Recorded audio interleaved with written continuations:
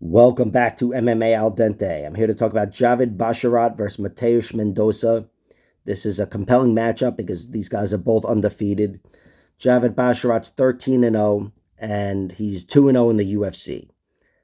His two decision fights are both in the UFC, and he has thrived in those decision fights, taking out Tony Gravely in his last one and Trevin Jones in his debut. Those guys are both solid, good UFC caliber fighters, and it was a big step up in competition from what he had seen before that, and I thought he did very well. So I really trust Basharat as a fighter. Again, those are his only two decisions, but he's also got 5 TKOs and 6 submissions. Uh, the majority of all those finishes come in round one because they're against garbage competition, but the two fights preceding his UFC fights were against solid competition. This one Ukrainian guy that is a submission art. These guys are both can crushers, a Ukrainian guy and an Israeli guy on the Contender Series, but they're still can crushers who are really good submission artists, it seems. Anyway, the majority of their wins come via submission, and Basharat's the only guy to submit either one of them. Took him out in rounds 2 and 3. So I really respect him as a fighter, as a prospect, I want to say, if he still is one. I don't even know. He's got 2 solid wins in the UFC. But I trust Basharat as a fighter. He hasn't shown much, in the way of weaknesses. Of course, Mendonca hasn't either. Mendonca is 10-0. He's got 3 TKOs, 4 submissions, and 3 decisions. All of his finishes come inside of round one. We saw him get a nice finish on the Contender Series, but he's got plenty of nice submissions, and it seems like he's got a pretty damn good guard. I want to say he's a versatile fighter. He's got a triangle choke and an arm bar or an arm lock, whatever it's called, but it was a triangle arm bar, and he ended up working the arm. But I think he's a dynamic fighter who is dangerous, and he is primarily his best trait is that he's aggressive.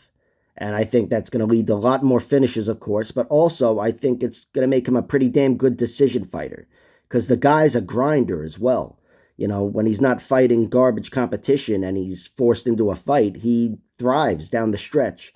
We've seen him take out 2 guys via decision, or 3 guys via decision, but 2 guys in particular are good fighters. Pedro Nobre, who used to fight in the UFC, and some guy named Rudson, who he's a younger fighter, but he's got a 9-2 record, including the loss to Mendonca. Who, by the way, a lot of his fights he just goes. It's Mateus Bocao, which I think means big mouth, or maybe just mouth. I don't know. Anyway, Mendonca is an aggressive fighter, and he won those decisions with his aggression. He's the guy where if you don't hurt him, generally he's leading the dance, coming forward, and in more cases than not, that's going to find him winning judges' decisions.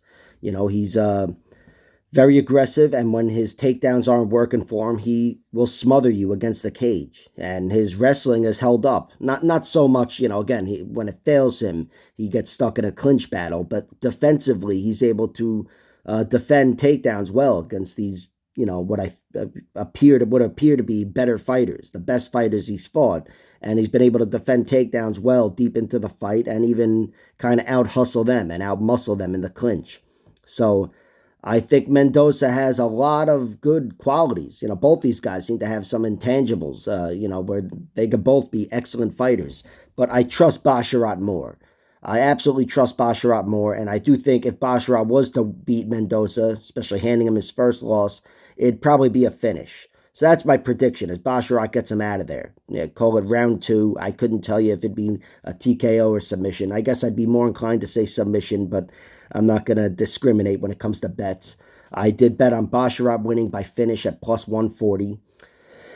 But still, I think Mendonca has a lot of good qualities, and that's why I like him winning by decision. A sprinkle on him winning by decision at plus 750. Basharat hasn't shown too many weaknesses. These guys both have moments, of course, where their hands are down. Maybe that's something. But, you have to see it come to fruition in a fight, or at least, a moment where it looks, like a weakness has been exposed. Neither one of these guys has any known weaknesses as of now, but I just trust Basharat more. Having said that, I trust Mendonca's aggression, and I do think, fighting a good fighter like Javid Basharat, if he's forced into a long fight, I trust his cardio and I trust his pressure at the very least. So even though I think he's walking into a spider web where he's going to end up getting finished, well, his aggression will work against him here. I think if they end up going to a decision, like the case would be with most fighters that fight this guy Mendonca, his aggression is going to, score some points. So there's value on him winning decision at plus 750, I do think.